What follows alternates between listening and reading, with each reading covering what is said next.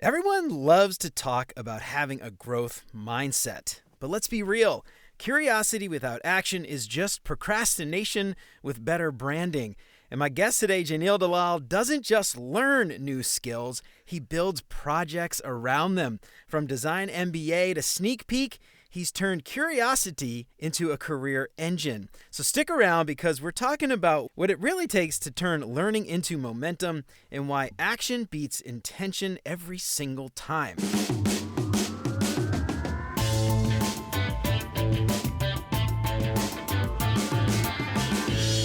What's up, UX fam? How's your mom and them? Welcome to another episode of Beyond UX Design. I'm Jeremy. If you're new here, welcome. I am super stoked to have you.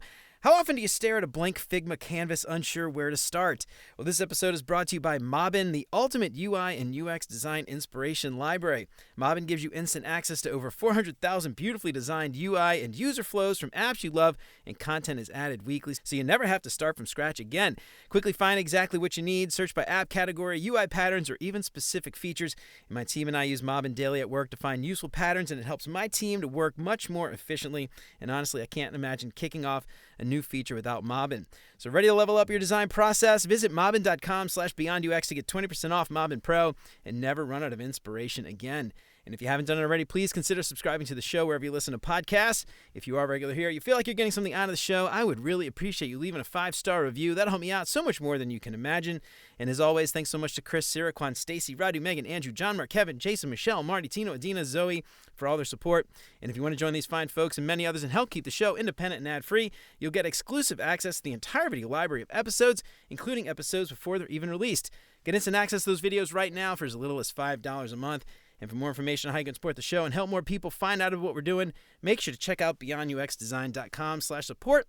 And of course, if you think the show is worth sharing, then I would love it if you told your mom and them. So we all love to talk about lifelong learning, but like I said, let's be honest, learning without doing doesn't get you very far. My guest today, the one and only Jayneil Dalal, has mastered the art of turning curiosity into action. And he's launched things like the Design MBA podcast, one of my favorite podcasts that got me into design podcasting. And then more recently, Sneak Peek, which you have probably seen, where he's got a bunch of people going into their Figma files and all their tools that they use to learn and see and do from experts in the field. And he doesn't just absorb all that knowledge, but he builds systems around it. And today we're going to dig into how he stays consistent, what he's learned from all the hundreds of people that he has interviewed over the last, God, what is it, Jay, like 5 years, I think, 6 years, something like that, and how he stays close to the craft and keeps his curiosity and his career moving forward. Jay, welcome to Beyond UX Design, man. I am so honored to have you on. Huge honor to have you finally on Beyond UX. How's it going, dude? First of all, I am super jealous of your voice. You've got an incredible voice. Like, it's, oh my God. Is that one of those like late night show kind of voice? It's very soothing and stuff. Thanks, dude. I really mean it. And it's truly an honor to be here. I just need the face. That's the only thing. I don't have the late night show face and the the 6-pack abs. But yeah, no, dude, man, it's an honor to have you on. Like I said, man, and I've been listening to your podcast for years now since you started it forever ago.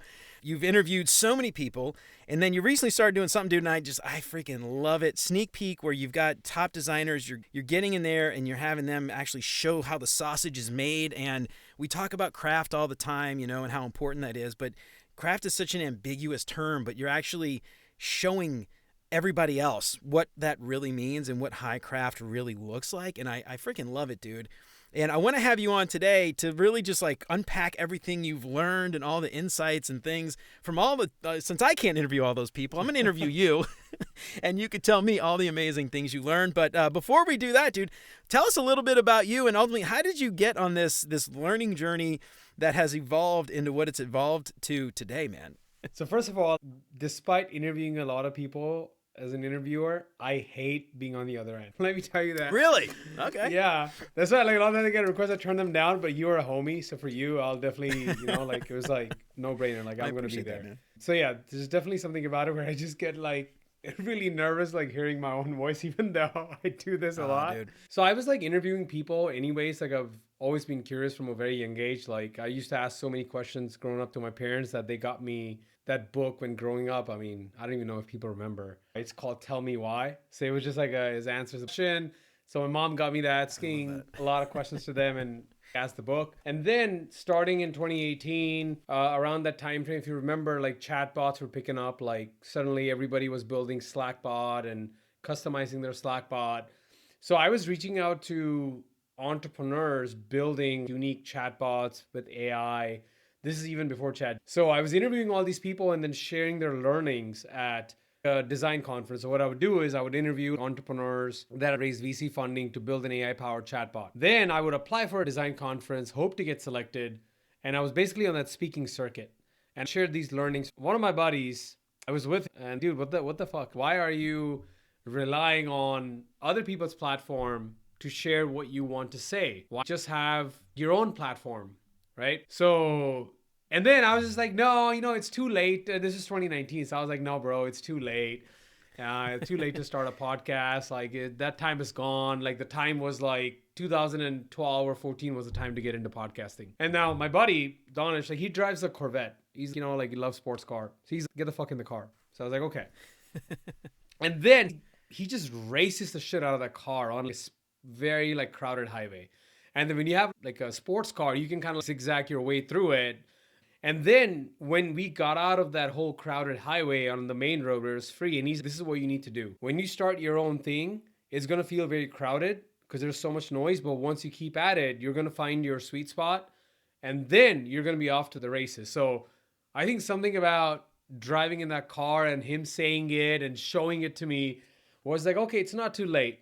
So I was like, okay, I think I might start something. And then at the time I was working at like a very large Fortune 500 company and I was really bored, man. The work was stagnant and I was just like, I didn't know what the heck I was doing. Like I was just lost career wise and this felt like very exciting to do. And then at the same time, because I was in Dallas, somebody introduced me to this guy, Tony Dosat, and he had started one of the earliest design podcasts in the space, Experience Design Podcast. And we met up at a Podbelly and then we just like talked shop and then he inspired me. He's bro, like this is how you do it. So it was like with him, I just was like, all right, my last day at the company was April, I think 2020. So I was like, as an ultimate FU to the company, I'll launch my podcast on that same day.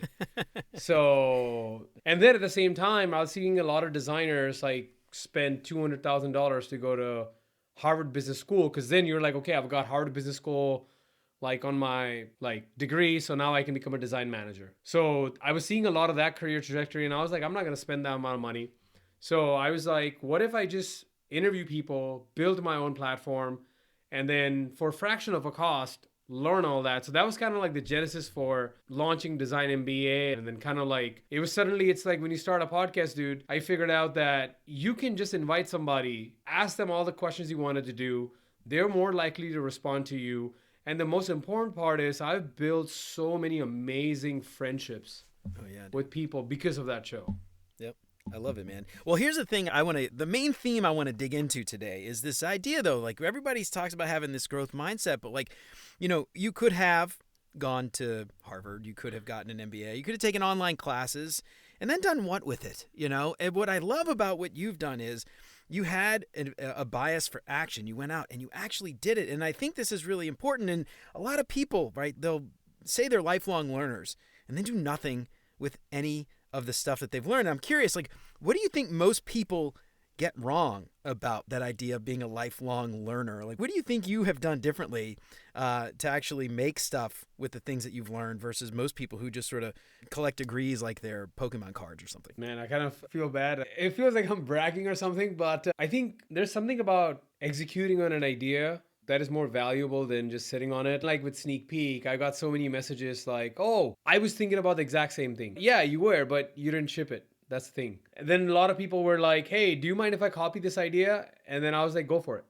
Because I know they're not going to do it. A lot of people were asking me like, hey, are you not worried about somebody copying the Sneak Peek format?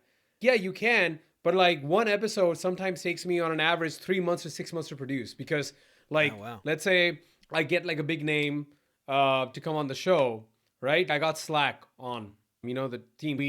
To start the conversation, that took about a month. Then the interview process, editing that, the whole thing, it took another month and travel, depending on the guest schedule. Then it took another, month to get the legal teams there to review it. So there's very few people that have the patience of, unless they worked in really big organizations where things move very slow, they haven't built the patience where they're willing to see through that. So that's kind of like we look at the mode of sneak peek, where I don't know how many people are willing to sit through that like 6-month timeline of I'm going to wait for 6 months, follow up like 100 times and do it. And that kind of goes down to I fucking want to see that in the world. It's a piece of art. I want to see that. I'm driven by it and I want to make it happen. So I see a lot of times people get excited in the idea fantasy, like just in the idea world, it's so fun. And they don't want to ever leave it, because once you leave that world, you're now in the real world where it's kind of very cool to say, hey, I have this cool idea for a podcast. Oh my God, it's so cool because nobody can reject it. Versus actually building it out. And then, because then somebody can reject it, somebody can say, oh, we don't want to listen to this garbage. So I think a lot of times I see, I don't know, is this rebel mindset? Maybe because I grew up in India and then coming here to the country as an immigrant, you just have this different way of looking at things, everything for granted. You realize, oh my God, how rare this opportunity is, or how rare is it, even in the first place, to get an access to someone. So if someone teaches me, hey, this is how you got to do the podcasting, then I owe it to them to actually fucking ship something. I've started so many projects and quit so many projects halfway, man, that I have a very bad track record. So I remember that with Design MBA, I promised myself that I would record 101 episodes before I stopped. Now, to be honest, I did record 90 episodes or 95 or something. Then I stopped and pivoted to Sneak Peek. But I set a goal, and then I said, look, once I hit this goal, then I'm free to quit. Like I can walk out with my head held high. So, but then I also know, like I have a lot of cousins and stuff that get the validation from, like I have a younger brother, man. So I want to do all this like hustle. I want to get the degree from an Ivy League college, which he did. And I want the degree to speak for itself, which is okay too. He's willing to put in the 200,000, whatever it takes to do an MBA. And then he wants a degree to speak for itself. Hey, I've got a Harvard Business degree. I want to apply for the design manager job at this FANG company. I'm more of like, I'm not going to pay that money, which means I have to hustle more on the side and a compelling case. So I don't think it's wrong or right, but I just think that, I don't know, man, like you have to surround yourself with people who do this to keep you motivated. No, I love that, dude. I love the idea of making a promise to yourself, because like for me at least, like one of the things when I started the show, I had a very much smaller goal than you, was to do 10 episodes. So I wanted to do 10 episodes, and I got into the rhythm and just sort of doing it, and I don't know, somehow I ended up with like 100 and something. But, it's one of those things, man, like I didn't want to let myself down more than anything else. I promised this to myself. And then also too, like, I don't know if you ever made the commitment out loud, but I actually posted, I think on LinkedIn or something, that I was going to do this show and I was going to do X amount of episodes, and that was like my thing. And, I didn't want to like let all these other people down that I promised to, which is similar to what you were talking about with like some of your mentors had like said, I want to do this to kind of like to ship something so that I'm not letting them down.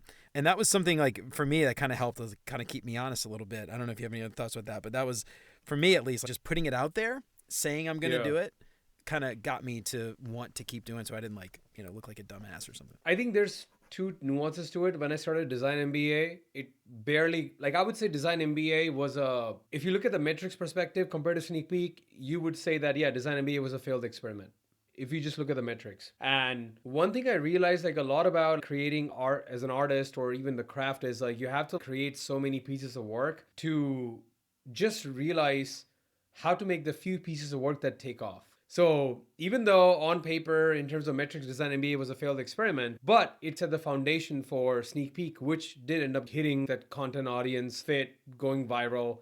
So that's like part of like one of that, like you have to be like patient and crazy enough to pursue an idea. And for me, that was an internal commitment. Like I said, like 101 episodes, I kept saying it publicly. I would post it. And then, yeah, like even if I had stopped halfway, man, I don't think anybody would have like really cared, or maybe one person would have been like, hey, or like you, hey man, where's the next episode gonna come? But what I realized is that there's something called the content audience fit, like when you create content. Now with Sneak Peek, dude, like I get so many comments, so many emails and stuff that even when I feel like a downward spiral or just unproductivity, that kind of keeps me going. A lot of people, when they first are like, hey, I'm gonna launch a design publication, and I'm not going to name any names, but I get a lot of design managers, design leaders message me like, yo, I want to start a newsletter. I want to start creating more content like you. And they instantly from day one want virality. They want their piece to be like shared. I'm like, why? Yes, you have a lot of like insight into that, but you haven't learned the art of packaging. You haven't put in the reps. So they directly want to jump into that, which is not fair. So I think that's also another issue. But the second thing is, if you're willing to put in the reps, man, when you create some piece of like content out there that hits a nerve, then it's much easier. kind of more about like finding the content audience fit. What is it that you can share that really resonates with it? Because then even if you don't have internal discipline, man, this thing will keep going. And then from personal experience, what I'll tell you is because of Sneak Peek, like I've got sponsorships from like Figma, Marvin, Framer. And a lot of this was just because it was in a way inbound, like in the sense that I was putting out this content, creating this, the bias to action you talked about. And my belief is that you are creating this interview with me, right? You have no fucking idea who's going to watch it. I have no fucking idea who's going to watch it. But it's like this automated piece of content, if you think about a piece of code in some way, that's going out in the ether and doing publicity and marketing for us when we sleep. And to me, some piece of content reached somebody in those teams and they're like, hey, we want to partner with you. So to me, that's the biggest thing I see today is like why you should keep going more than anything is when you believe that, look, if I keep this piece of content thing going up, there could be a VP of design somewhere that is seeing it. Like I've had some one-on-ones with the VP of designs at some really big companies and they just did it because they know who I am. They've seen my piece of content. And I just wanted to ask them a bunch of questions. For example, I wanted to know how did compensation work at their level compared to IC level. It's very weird to just message a VP of design and be like, yo, what's your comp at? Like, how does that work, right? Like, but I was just curious about how does it work at my level and your level there. So being able to create content lets you unlock those doors. Yeah, I love that, dude. So, this is obviously like people listening, they're not here to necessarily learn all about content, but I think there's tons of takeaways when it comes to just learning and growing and improving how you do things. And I've experienced a lot of the same things that you're talking about. But when it comes to growth, I wonder, like, what is it about most people that they get stuck in just sort of research mode where, like, I'll start a newsletter or I'll do a thing. I want a career shift. And they'll just research. They'll just read a bunch of newsletters. They'll watch a bunch of videos, read a bunch of books, and they never actually do it. I'm curious, like, from your perspective, from your experience, and also a lot of the other people that you've interviewed, what do you feel is the difference and why some people get stuck in research mode, but then others just sort of kick it into high gear and start doing it? That feedback loop, like you mentioned, getting some kind of a positive reinforcement, and some people never see it, and so they never start. But I'm curious, do you feel like you have a sense for what some people kicks it into that high gear and others just get stuck? I don't know. Like, I remember it was 2024 and I got feedback from the manager that, hey, your Figma skills are not up to par given that you're at a staff level and there's so many updates coming up. You need to be up to date. And on the team I was working with, there was like two other people, Steve and Michael, and they had like really rad, like the things they could do with Figma. It just made me like feel like insecure in my own craft. But here's the messed up part about it. When you see somebody else that like a friend, like they're my team member. So I was like, yeah, whatever. I can always message Steve and Michael, and I would do that and they would just send me some tutorials to watch. But I never like got the bias. So I was like, I knew I had to do it, but I was just not doing anything because I knew they were friends. So I was like, well, I'm not competing with them. They're friends. I knew I had to level up my skills to kind of grow in my career. And then one day me and Steve are like just walking to Whole Foods and he's, dude, and I just pitched him this idea, like, dude, what if I started this concept of, I don't even know I was going to call it Sneak Peek, but I was like, I have this concept. What if I interview some people and we could see their Figma files and best practices? Like, what about that idea? And I remember him saying to me, like, dude, regardless if the idea flops or succeeds, I will promise you this, your Figma skills will improve. I didn't even think about it because the whole time I was just thinking from the content lens. But then, even though this was a content experiment and stuff, and I launched it, what happened was, like, do you remember, like, one designer I interviewed on Sneak Peek, he now works at OpenAI. When I saw his Figma files and what he was doing, I fucking legit felt like I'm the shit. Like, I'm so bad. Like, I suck. Because what happens is, like, when you just work in your company and there's all four walls and your own design teams, like, even if you're at par with them, you're okay. But now I was interviewing the top designers in Silicon Valley. Some of them had worked at Slack. Some of them had worked at, Hex and so many other companies. And when you see the level at which they're operating, it was like, what the fuck is going on? I'll give you another example. I would have a lot of these moments. Like, I remember I was interviewing Tammy from Figma design team. And dude, like, okay, this is what like base level like engineering handoff looks like some designer, like, and I would do this. I would have like my Figma file page. I would share that Figma file with the eng team and then like some mark ready for dev, and that's it. What Tammy did was, dude, she had a whole presentation as part of the handoff where, what is this project about? What is the stuff you're changing? Specifically in code, what are stuff that's going to be impacted? Like, this is a designer telling an engineer, like, all the things that are going to be changed, the color codes, like going above and beyond, not just doing a typical like sharing a link. And I asked her like, how the heck do you get time? Like I told her like, dude, I'm not, sorry, you gotta cut that out. But I told Tammy, the level at which you're operating at Figma, like any other team, you could walk in as a principal level designer. This is just like nuts. And you know what? I realized a lot of people commented on it like, oh, we don't have time. We're a startup. We're a big team. We have so many projects. But what I realized is that everyone that I interviewed, Jeremy, they gave a fuck about the craft. Fuck, not be promotion. They gave a fuck because it was their work. No one told them to do. Not a single one. Their manager told them that you got to organize your Figma files so cleanly. Everything's got to be documented this way. Everything you got to go above and beyond. No one told them to use all these pro tips, set up all these design systems in Figma. They just did it because they gave a fuck about it. And at that point, I realized that opened my eye, like you got to give a fuck. And I think for a lot of designers, they don't have exposure to other teams in the sense that like they just see what's going on in their team. And then that becomes the bar for excellence. And I'm not talking about like looking at a new Apple product and getting inspired by it, but I'm saying like literally getting into the files, seeing them design. And that's what I got to see with Sneak Peek. And when I saw that, it was like a career shock. I realized I don't think I could get a job at any of those companies at this level that I was at. When I saw all of them operate the way they did, it was like a wake-up call. Hey, I need to continue this lifelong learning journey, because if I don't, I'm gonna go stale and I'm gonna be left behind. I think forever I'm just gonna make peace with who I am. My skills are gonna atrophy. It was like, okay, I'm just gonna keep doing this or the other, where I get to see some designer either in Silicon Valley or some other company, some different industry, and just see what they're doing. And before it was Figma files, now I'm doing it more with AI. And it's the same shocking moment that I'm getting. Like I am seeing designers literally shipping PRs with Cursor and all these different AI tools. And you're like,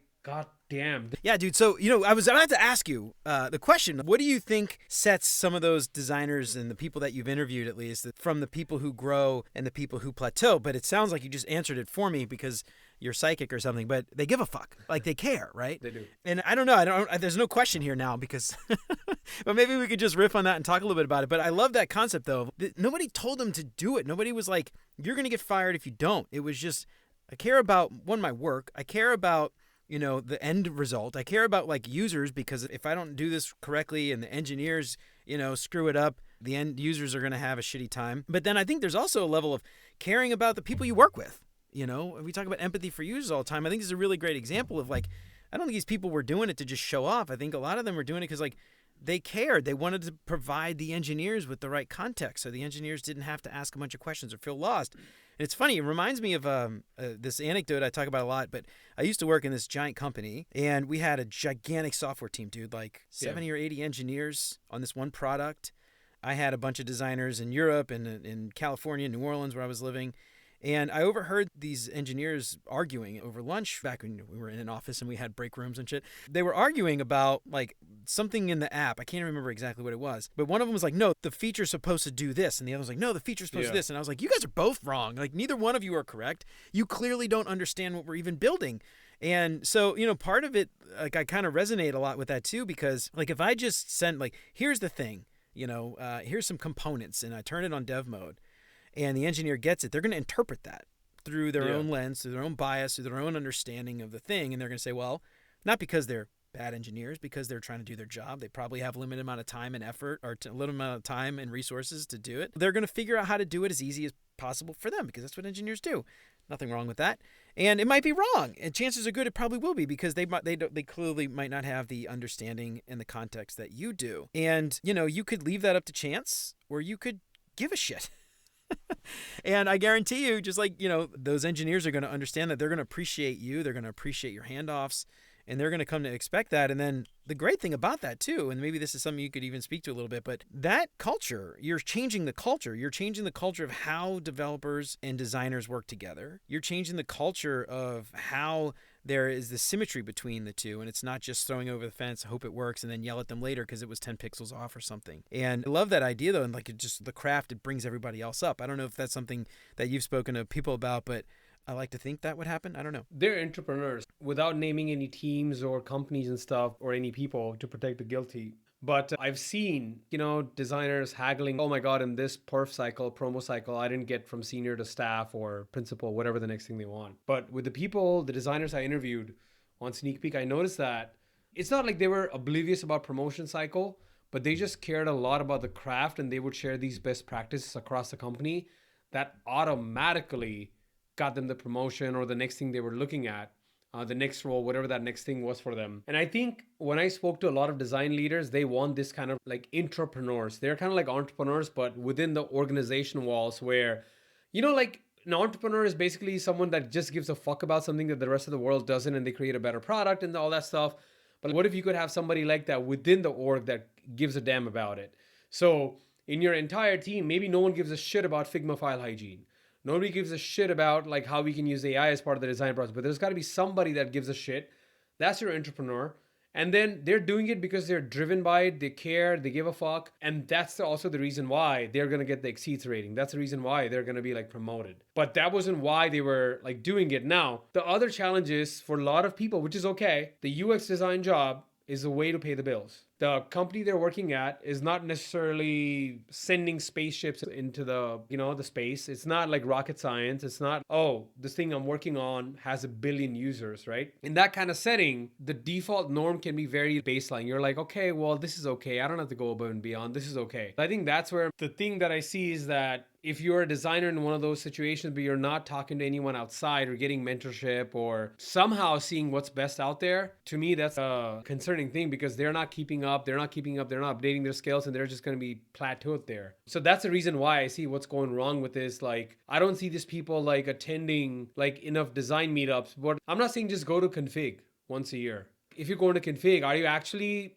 going to a designer at Spotify and saying, hey, I work at so-and-so company. I saw your talk on stage. Can I show you my Figma file organization? Can you give me tips on it? Can you critique it? Or a lot of these designers at these well-known companies, they offer mentoring sessions, paid ones. Are they going there and be like, can you rip apart my design? Can you honestly tell me, like, with this current level of skills, current portfolio, would I get a job in your team? No one's doing that, man. So a couple of things I want to call out that you mentioned, and I think this is really important. The people that you interview, one of the things you said you noticed was they aren't necessarily hounding their bosses for promotions, but they're the ones getting the promotions. And yes, they go out of their way, right, like to not only learn new things, share new things. And this is, I think, the really critical piece. And it's very similar to what you have done, where you could have just done a lot of mentor sessions with a bunch of these people in private and learned Figma and been done with it, but you're sharing it, right?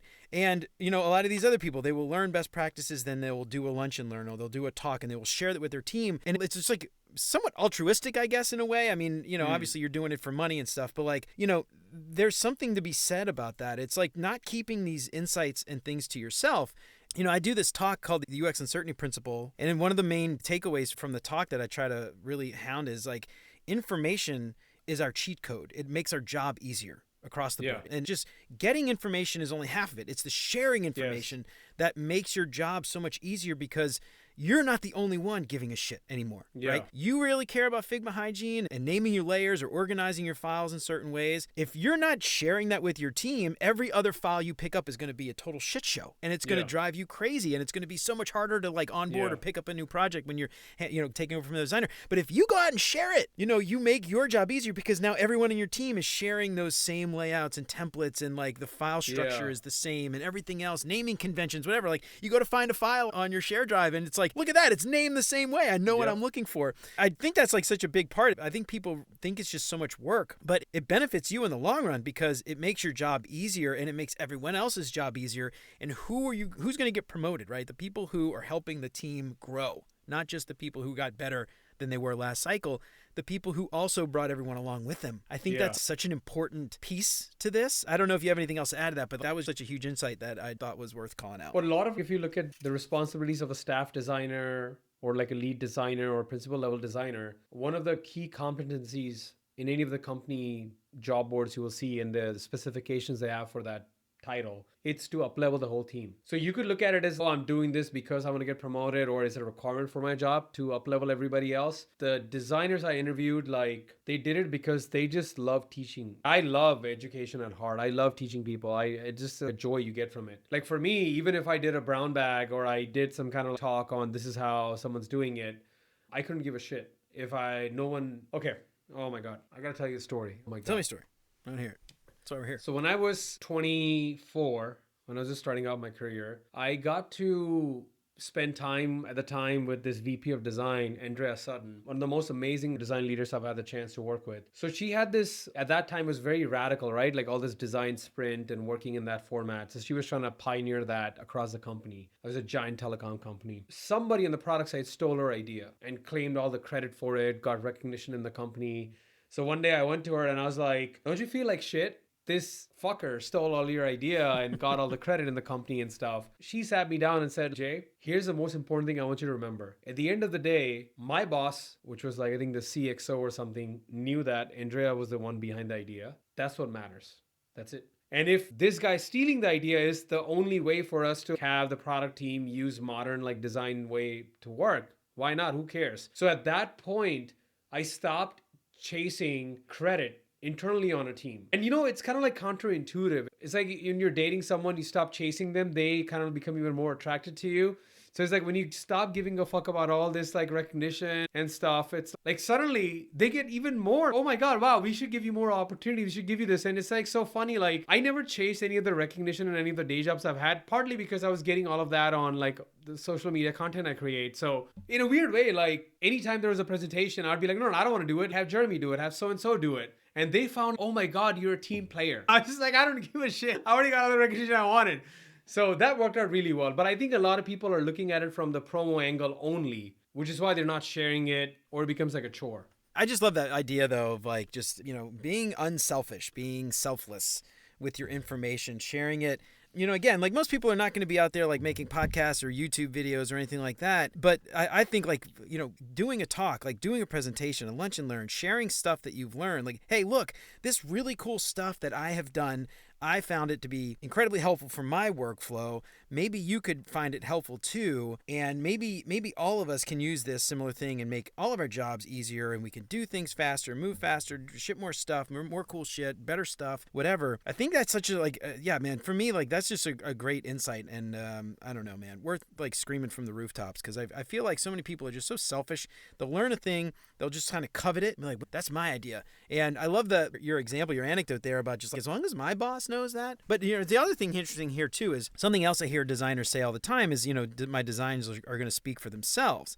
And, you cannot expect your boss to, one, if you're lucky enough to have a design boss. I know there's a lot of people on the design teams or UX designers, product designers, whatever. Their boss is like a product manager. Maybe their boss is like an engineering director or something. Not every org is going to be high maturity and have it set up the way we want it to. And so if you're not like actively going out and like advocating for yourself, yeah, I think this is another. You're going to get stuck. This is again like very similar concept. I got concept. another story there. Yeah, let me hear it. With Shopify. So I had reached out to the chief design officer at Shopify. So I recorded an interview with them on Sneak Peek on how they're using AI. So I reached out to the CDO Carl there, and so we started talking over, and then he's okay. What kind of guest do you want on Sneak Peek from my team? Because Shopify has hundreds of designers. I was very specific that I want to interview someone that can show the entire AI design process at Shopify. Someone very heavily on AI, like just in the weed of it, like AI tooling and stuff. Now, normally, to give you context, Jeremy, when I kind of talk with a VP of design to interview their team on Sneak Peek, they'll give me a list of 3-4 designers, and I have to pick. Here, his response was, well, that's probably who you're looking for is Kasdan. He was so specific about it. I'm not surprised because Kasdan, like you said, has been advocating for himself. And what I mean by that is not like promoting, but it's more of like whenever he learns something new with Cursor or any of the new AI tools, he builds his own plugins, shares that with the rest of the Shopify design team. And then along the way, everybody else finds it valuable. So when you do that, the chief design officer, the VP of design, whoever, they're going to notice. It's not in a vacuum. I think this is just an example I wanted to share with your listeners that if any of you watching this episode today take up Jeremy on his challenge and start doing internal learning sessions on your team, share whatever you know. Maybe you're good at illustration and nothing to do with AI. Share that shit. Maybe you're good with Jeremy, like you're a voice coach, or maybe you're good with voice and maybe you can mentor other designers on public speaking. Just offer it like, hey, I'm Jeremy, new to the team or whatever. Hey folks, Jeremy here again. Just wanted to offer like some office hours like throughout the week. If you want to get better at like public speaking, I'm more than happy to do a one-on-one with you. Something as simple as that. Yeah, that's something I think most people, like you mentioned the entrepreneur before, and I think a lot of people probably have never even heard that word.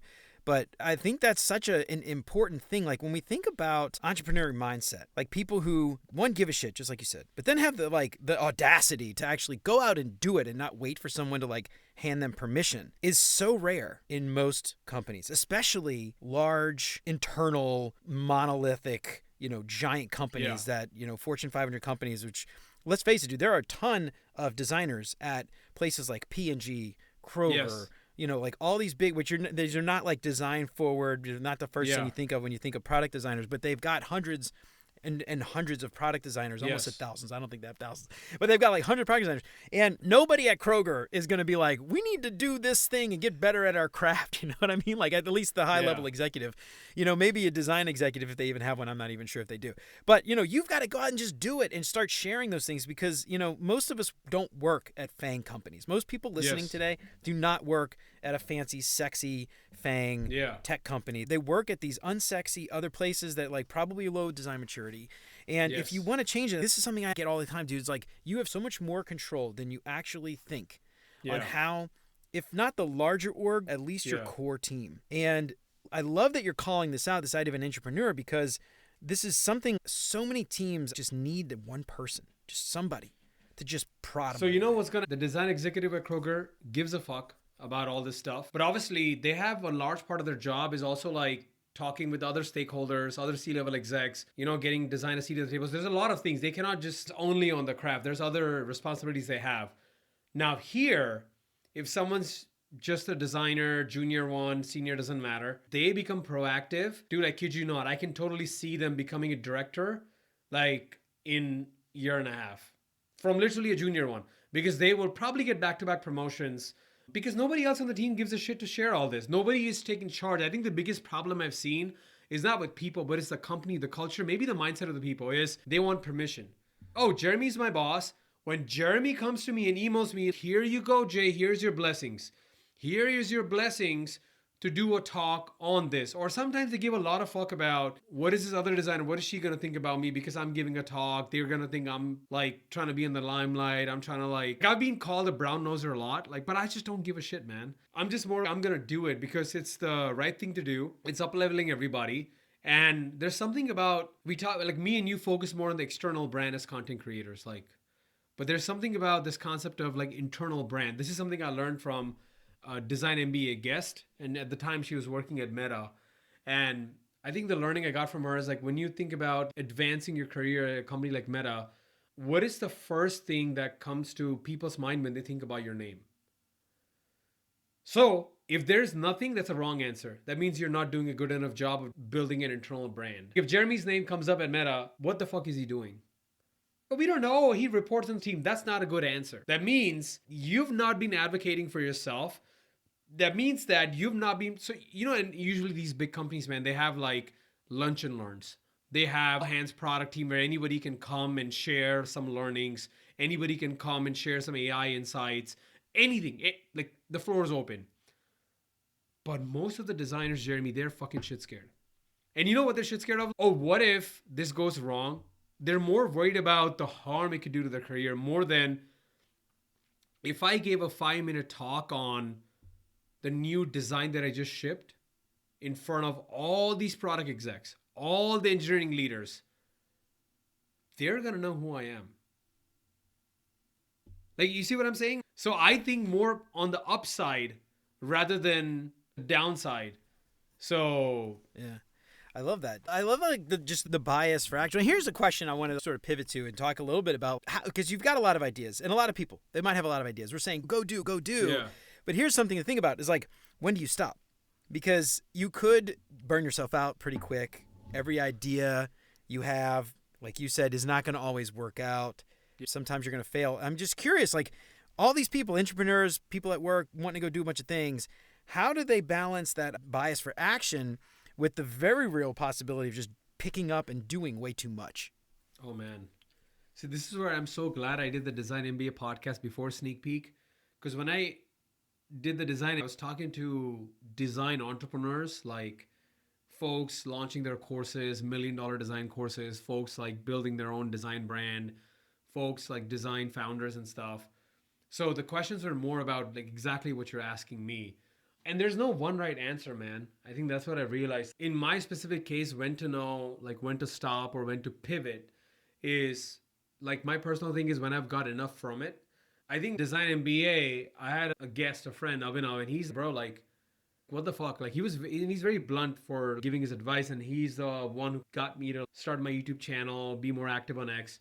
Dude, you're doing the guest a disservice by creating content that doesn't get views. Like, you're doing them a disservice. Like, even though if you don't give a shit, you're like, oh, I'm just talking to this CEO and getting them on the show, but they're gonna look back at this video and, oh, it only got 500 views. Like, what a waste of time. So he was very vocal about me, like for months, you're like, shut down like Design MBA. And I was like, no, I made a commitment that I should only do 101 episodes and all that shit. I think what I'm trying to get at is having people that you look up to, like trusted confidants in your journey, whether it's a design manager at some other company or someone that you look up to, ideally outside the company, so there's no conflict of interest, that can tell you like, hey, I think it's time for you to move on. If you just rely on yourself, man, it's very hard, because I was so attached to it. It was my baby.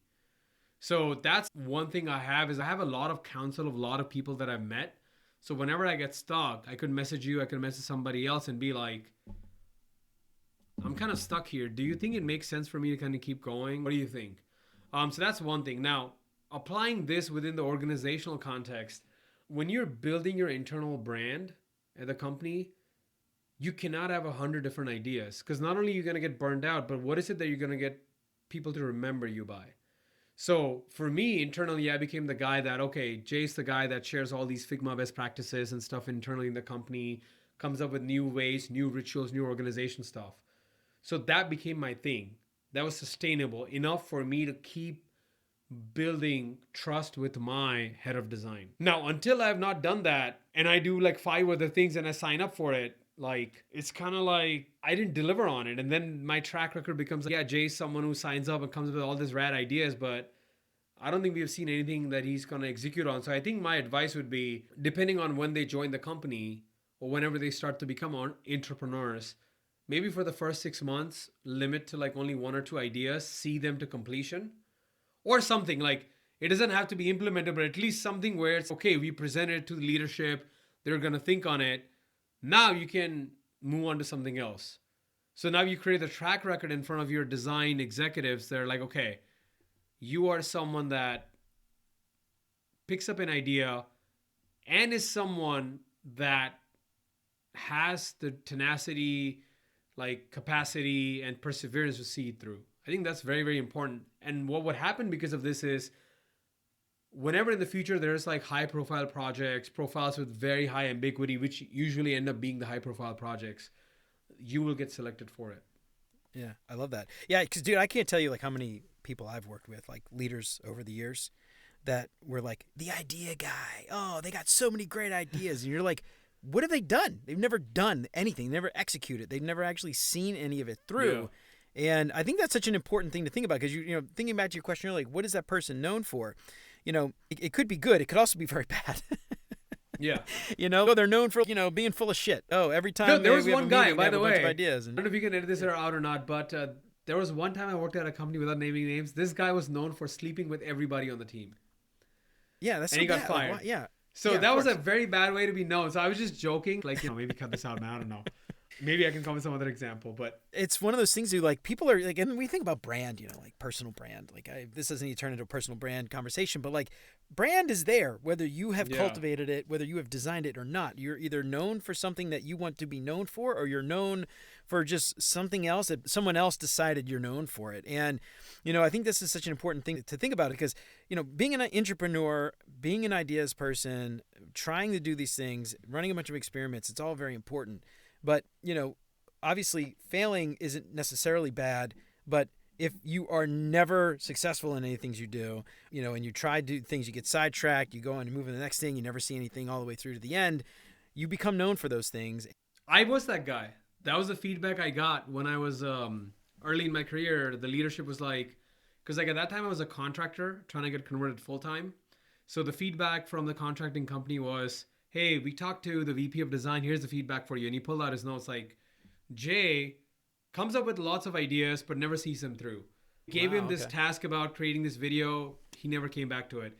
Then we also gave him this like other like presentation he was supposed to make. He said he was going to do it, but then we don't even know what the status is. So what was happening was that every new shiny idea, I was getting very excited and I wanted to do it all. So I think that was a very good learning curve for me to say like, hey, I already committed to these 3 ideas. I don't think I can take them on. And if I have to take them on, I would actually talk with my management and be like, look, I gave you my word. I was going to see these idea number 1 and 2, but now the product manager is asking me to work on idea number 3. Do I have your blessings to pause on idea 1 and 2 and then work on 3 so that they don't think that I'm abandoning them? Yeah. Yeah. And, it's interesting because this is like advocating. This is the idea of advocating for yourself. You could say, oh, they know I've got 1,000 things. Like they know that, I have to, obviously I can't do all of them. I'm going to have one of them like kind of move to the side. But, that's such an important thing, dude, is like the advocating for yourself. It goes beyond just look at all the cool stuff I've done. It's also, you've given me too much shit and I am going to fail at some of these if you don't help me out, take it off my plate or whatever. And a lot of people I've talked to, like crazy amounts of designers who are just like, well, yeah, my boss is giving me all this stuff and I can't do it all. And I'm like, well, have you talked to them about it? We're like, well, they should know I have all this stuff. I'm like, nobody knows. If they knew, they wouldn't be giving you extra crap. They wouldn't be giving you more shit to do. So, setting expectations, man, I mean, this is just such an important thing. I think like you just called out. Expectations, man. Expectations, it's part of advocating. It's part of like all this stuff that we're talking about, I think is, making sure that like you're able to complete the things that you want to do. It's not just about starting them, but can you finish them? Are you actually capable of doing them? And then going back to, I just thought of another example like just came to mind about giving a shit. Like recently a designer I interviewed, I think from Webflow, he, before replying to the product team, he takes his entire, like he uses voice to talk to AI rather than prompting or AI, like chatting. And he basically would just, let's say he wants to tell the product manager that, hey, the designs are not, this is the issues we're facing with the design. They're not going to be ready by Friday. They're going to be ready on Monday. There's like huge explanation of why that is. He will first send that to ChatGPT and then have ChatGPT be more concise with the reply. Then again, do one more iterations and then send it to the PM in a very succinct Slack message. Now, you don't have to do it. Like designer can just be like, I'm just going to barge it. But this is again where he himself feels like he has to improve his communication skills. So I think something else I also realized is I think a lot of designers just don't care about their communication skills. I realized from interviewing all these designers is like they don't practice the public speaking skills or presenting to a large audience. They don't like focus on improving their written communication, whether it's email, Slack and stuff. Mm-hmm. So, but I think that has a huge impact long term. But it's just one of those things where, hey, it's got me by so far. So why bother? Yeah. Dude, I love that. Well, I do a lot of this stuff with cognitive biases and things like that. And there's one that just sticks out to me and I think is probably something people see more often than not, especially in large organizations when it's easy to just be a number, but the halo effect and the horns effect. Yeah. Where, the halo effect talks about, the way you're dressed and people judge a book by its cover. But I think in today's day and age, it's like, it's communicating. It's how do you present yourself? It's how well written are your emails? If your email is like poorly written and there's grammatical errors and typos and shit, someone's going to be like, this person's a goddamn idiot. It doesn't matter how smart you actually are. They're going to interpret it that way. Same with like, dude, like giving a shit, even as simple as like having fucking lights in your camera when you're on camera. Like I can't tell you how many times I've been in meetings with people presenting designs to leadership in a dark room with the sun behind them in a window. Yeah. They're like basically a black shadow. It's like, find a better spot to present when you are presenting to an executive. It's all part of the presentation. I'm curious to know what they told you. If you ever like when you work with teams and if you, because I mean, you being a podcaster, you obviously notice all these things, the microphone, the video and audio. I'm curious to know if you ever messaged any of them, hey, just so you know, like this could be improved. What did they say to that? Or I don't tend to give too much unsolicited advice to, especially coworkers. Unless it was somebody on my team, that's different. Like someone I'm actually like a design lead or manager or whatever, then I would like, hey, this meeting it could have gone better. But in those examples, like those were just colleagues or people on other teams. It wasn't my place, dude. I mean, I know because it might feel like you're flexing, because even though that's not your intention. Yeah, I don't know, man. I don't know. Maybe like anonymous pigeon, carrier pigeon to their house. Dude, have you ever thought about that? You know, like now I'm just thinking about it. I know you offer like a lot of other mentoring and a lot of other like things, mentorship services to listeners or other designers, but I think there's a lot to communication side that you could offer, which is, and these are all the nuances, which is like voice affectation. Like you have something about your voice that automatically makes the other person feel safe. Yeah. Right. That's what I meant by the late night voice. You just have that voice where if someone's watching, they're like, okay. Kind of like coaching service around that. Yeah. You know, it's funny, dude. Like part of my coaching that I do, I try to actually not specifically do job hunt kind of coaching because I'm just like, I don't know what the fuck. I can't get a job. Like I can't tell you how to get a job. But like the softer skills of leveling up, you feel stuck in your career, level up. And one of the things I always talk about is like when you're presenting, dude, watch the tapes, record yourself. Just like a football team, watch the tapes, watch it back. It's painful. People hate listening to themselves. They hate the sound of their own voice. But I'm telling you, you will find so many things like, oh my God, I didn't even realize I pronounced that word that way. Or, you know, the uptick in your voice, like every sentence is a question. You know, like that kind of stuff. Like people react to that and they're like, oh, well, you're questioning yourself. Why should I believe you? So like those kinds of things. Yeah, I should actually, I don't know. I should put something together, man. Okay, so here's the thing.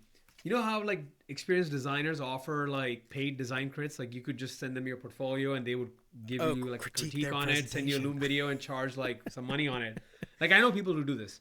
Or like freelance designers who would do an audit of some website for the founder and give them like a Loom video, like here are things you can improve on. But what you could do is have a designer, no prep needed, come on the call, pull up any presentation, past work, current work, some random topic, present to you, and then 10 minutes in, you give them critique, honest critique. Like, for example, like, you know, you're talking about like the audio video setup, like why you should give a shit. You'll point that out. Maybe they're speaking very fast. Maybe they are very nervous and they keep using or they keep meandering. So there's all these things that, oh my God, man, like, that I might do it. Like, oh, this is brilliant advice. This is why I had you on, dude. I'm learning so much. This is why I keep doing the show. Learn so much shit. But no, that's a brilliant advice. You could do it with friends or internal company or colleagues that you're already current coworkers, and then have screenshots of that up or Zoom or something.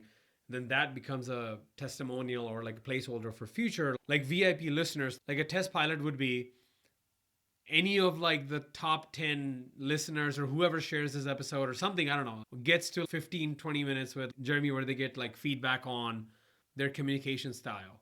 And it's everything. It's, by the way, it's like speaking to them, but when they communicate with you from the start, first touch point, the email messaging, like you're also like very like upbeat over email. I noticed that. Like, you know, you're not very corporate, very professional. You're like, yo, dude, you know, it's, wow, this is fun. This is not, hey, Jayneil, best Jeremy, you know, I'm like, fuck. So it can also be feedback on that too, like how they were when they were communicating with you, async. Yeah. Yeah, dude, I love that. Well, I might do that, man. We'll talk offline. I might get into some of this stuff. All right, dude, so we have had you on for quite a while now. It's been over an hour. This is a long time. This is actually longer than most of my guests. But I've had a blast, and I actually, it's funny, nobody knows this, but I create a conversation guide with a bunch of questions and a bunch of topics. I think I got through like a third of it. There's so much more that I wanted to get into, but we'll have to save it for another day. Before we get out of here, I do want to ask you, though, one thing. What is one thing that you think people could start doing today to just start acting and just stop researching? What is that one thing you want everybody out there to start doing today? There's level 1 and level 2. So level 1 would be in whatever company you're working at right now, sign up for some kind of show and tell. It can be your design team. It can be even the entire org. It can be entire company, whatever you feel comfortable with. And it can be even a happy hour. If your team has virtual happy hours or they have whatever, like casual things, sign up for that. And bare minimum, whatever you're good at. Like it could be like, oh, I have a background in lettering. Share best tips on that. Even if that's nothing to do with the work you're doing right now, share that. Maybe you are an audio editor. Cool. Maybe it has nothing to do with the product design work you're doing. Share. It will get you in the mindset of, all right, I am sharing the stuff that's stored in my head and is benefiting other people. That's level 1. Level 2 is once you do that, then maybe make a LinkedIn post and be like, hey, I'm using this AI tool in my design process. This is some of the benefits I've got from it. Just posting it in case somebody else might find it valuable. That's level 2. And then level 3 would be once you've got enough reps from level 1 and level 2, level 3 would be like, let me now apply for some design conferences and condense all these learnings, and share that with the design community. I love that, dude. I love that. Yeah, that's so smart too. Because I think this is thinking about just like the growth mindset and back to where we started, where people just sort of, they research and they never actually do. I think often what I've seen is people set like incredibly lofty goals, like shoot for the stars. I'm going to do the most amazing thing in the world, but you're never going to get there right out the box. And the chances of you doing that the first time, probably really low. Start small, dude. Like just share something with your core team, Slack message, like you said, whatever. Then go to the next level, then the next level, then the next level, and the next level. And then, years later, you're speaking at, international conferences or something with 1,000 people in front of you. So don't expect that 1,000-person conference to be your first step, And I think that's where, like, when I think about this kind of stuff, like so many people, they have these amazing ideas, but they try to make it like the Super Bowl of their idea. Start off with the pee-wee football, like at your local playground, and go from there. And then eventually, you'll get to the Super Bowl. But I think so many people they want to get to the Super Bowl first, and then they're mad when they don't get to the Super Bowl. I'm scared of doing the thing, which is why they'll be like, oh, what audio gear should I get? And they'll be like, what is the best audio equipment I can get for podcasting? I still use a $79 podcast microphone that I started my journey out. I haven't changed it. I mean, I could get the more fancier $500, $1,000 one, but I don't need it. Right? So I think a lot of times, like, it's much easier to keep on researching because then you're procrastinating. And designers, to some degree, are procrastinators. So it's much easier to do that. So they will keep asking me, or you even, questions about what video gear should I get? What should I do? Oh, I'm not going to record that first video or take part in the like show and tell because I don't have that 4K video camera. I don't have the HD microphone. But I don't think that's needed. First version, your first attempt should be shit. And if it's not, then that just means that they're probably like waiting too long. I love that. Yeah, for sure. I love that, dude. You get the most amazing tools in the world. You can get the most amazing golf clubs, the most amazing chef's knives or pots and pans. You want to be a chef and all that shit. If you just don't even know what the fuck you're doing to begin with, because you never even started, you could have the most amazing set of golf clubs in the world. You're never going to be Tiger Woods. It doesn't matter. The tools don't matter. The fancy shit doesn't matter. If you're like waiting for that stuff and that's your excuse to start, you're wasting your time and you're never going to go anywhere. All right. I love this. Jay, I've got a few questions I like to ask all my guests to help our listeners get to know our guests a little bit better. We've had you for a little while now. You got to hop, stop, you got to run, or you have a few minutes to answer some silly questions. All right. Absolutely. First thing that comes to your mind, you don't have to think too long about it. What is your favorite non-design book? Autobiography of a Yogi, that's number 1. That one changed my life. Another one is The Alchemist by Paulo Coelho. Third one that comes to mind is 48 Laws of Power by Robert Greene. Kind of helped me a lot deal with toxic people and navigate very tricky situations with historic examples. So these are had nothing to do with design. Those are some ones that come to mind that actually had a huge impact on my life. I love that, dude. Yeah, 48 Laws of Power is one I've had a couple of people mention, and I feel like, for me at least, when I'm dealing with software in general, it's inherently complex. There are people and systems and everything else you have to deal with to make that stuff happen. 48 Laws of Power is so important, especially like designers do. We talk about seat at the table. I want to see at the table. Yeah. If you don't understand these things, you're never going to get a seat at the table. By the way, that's less famous, 33 Strategies of War. Okay. I never heard that one. Between 48 Laws of Power is more famous, but between 48 Laws of Power, same author, 33 Strategies of War, second one more. Yeah, okay. Yeah, I love that. Is it just about navigating the... for example, one of the advice in the book or one whole chapter is let's say you're working with a tricky product manager as a designer, right? So, when you're presenting in front of leadership, let them present. take the credit. Don't try to like hoggle all the limelight in front of them. So it gives you a lot of historical examples, like back in the day when you were an advisor to the king. You don't want to outshine the king. You want to let them the credit, even though you know you did a lot of the work. So it just like talks about all these things where as a designer, you could be like, okay, I'm walking into this room. Everyone's got a lot of egos. So I need to play to that to get this design implemented. Yeah, think about the end result. I think a lot of times we get incredibly fixated on the control of it all. But at the end of the day, do you get what you want? Does the thing ship? Did it ship the way you designed it? You know, and if you can't, as a designer, if you can't make that happen, it doesn't matter like how good any of the other crap was. I think that's so important. All right, next up, what is your favorite non-design podcast? Do you even listen to podcasts? You even have time for podcasts? All the stuff you got going on? Oh, favorite man. Non-design podcast. You know, this is so crazy being a podcaster or used to be a podcaster. Like, I didn't listen to many other podcasts. It's so weird. But the ones that I do listen to time would be, again, more focused. They're not design focused, but they're more focused on the creator economy. So the one that I would listen to, it would be from Jay Klaus. It would be Creator Science. So that one I listen to. But beyond that, don't really listen to much podcasts anymore. What I do is instead watch more like YouTube content, and essentially what I'm there doing is it's specifically not design related, but what I'm trying to focus on is like, what is the editing style they have? What is the thumbnail? Like, how are they designing the thumbnail? So it'll be a lot of like Bollywood movie trailers, a lot of like not related to design at all. But what I'm trying to do is someone did a good job of design in this field, not related to design, and grab my attention.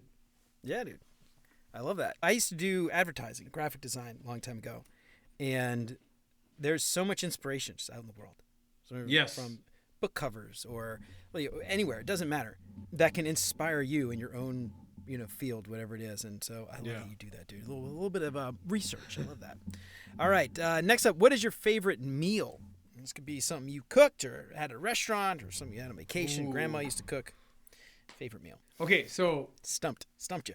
No, you stumped me because the favorite meal, is it the item you want or, the favorite item it could be either. I've had people answer both ways, like the meal at a restaurant in this one specific spot. Yeah, I love that. Favorite, you pick. Whatever's your favorite. Oh, all right. So if I'm cooking at home, it will be like the traditional Indian dish. It's called khichdi. It's basically like lentil curry. So it was like emotional food, kind of like how the Ratatouille movie is. Like for me, like I grew up with a lot of like memories around it. And it's very easy to cook. So that will be my favorite meal to cook if I'm cooking at home. If I am going out and I want to eat a meal outside, I'm usually blown away when a restaurant gets like a gluten-free cheese pizza done really well. Because usually most of the gluten-free crust like tastes like shit. There is a place called Greenville, and if you ever come, I'm going to treat you there. Greenville Pizza Avenue Company. And I think in my life, like they've had the best like gluten-free pizza I've ever had. The only other one to beat it is in San Francisco. And that one I had when I went for config. All right. Do you eat a lot of gluten-free stuff? Are you? I don't have allergy. No, I don't have allergy, but I just do it for health reasons. Okay. I've noticed that I used to have a belly when I used to eat a lot of gluten, and Indian cuisine and food is heavy with wheat. Sure. Yeah. So when I started to cut them out, I kind of felt like more healthy in general. Yeah, I love that, dude. Yeah, I tried to cut like carb. It wasn't gluten necessarily, but I tried to cut carbs a long time ago, and I did a really good job of it. I like lost so much weight. Then I had kids. And now I just eat pizza almost every. Man, it must be hard, dude. Because like your kids say, "Daddy, I want to have this chocolate," and you're like, "No, you can't have the chocolate regime." I don't give a shit about keto or whatever. Yeah, it's impossible. Well, Halloween's coming up, dude. So they'll go out and we'll go trick or treat. Oh, there you go. Like, literally fucking pounds of like Snickers and dude, your kids are gonna hate you. Yeah. You're gonna be like the most evil dad if you said, "Oh, you cannot have any chocolate because you're following keto in this household and no carbs allowed." Well, yeah, exactly. That's why I'm like 30 pounds overweight right now, because we don't, we basically eat like pizza and, French fries and chicken nuggets like almost every single night because my kids are just like so freaking picky. But anyway, whatever. It's the life of a dad. It's wonderful, great. Dude, if my favorite chocolate that would be my dream to receive if I was ever going for Halloween trick or treat would be, the Hershey's nuggets they have, the silver ones, the plain ones, not with the almond stuff, the plain nuggets. Yeah. That is my favorite. Like, oh yeah, dude, just plain chocolate. You don't really see that now. Everybody does like, what is it? I don't know, like the mixed stuff. If you're there like earlier in the night, you get your pick of it. But then by the end of the night, you know, if you got to that house, last is the end of the street, whatever, everybody else has been there, you're like, oh, what do you got? Suckers left? You got like a couple lifesavers? I don't want this crap. But yeah, the mixed bag, everybody's got the mixed bag now, and just you buy the big, 10-pound bag or whatever, and all the good stuff, it's all gone, man. The kids. So fun fact for you, like India, Europe, and a lot of these other countries, like I grew up on Cadbury. Hershey's is primarily U.S. thing. Is that really? And, okay. Cadbury, so for me, it was like Cadbury was never as exotic as Hershey's because that was something I could never get. And Cadbury, in my opinion, is more sweeter than Hershey's. Is it? Okay. I don't think I've ever really had Cadbury. I don't think you can't really get it. I guess you get like specialty stores you can get it in the States. You can get it at Walmart, but it's not a thing here. People here get Hershey's. And then have you noticed like the design of Cadbury versus Hershey's? Hershey's, like literally their design is iconic. It stayed the same, the Hershey's bar. And it literally shows you the exact size of the bar, like the pieces inside. So I don't know. I thought it was just packaging well done. It's aged really well.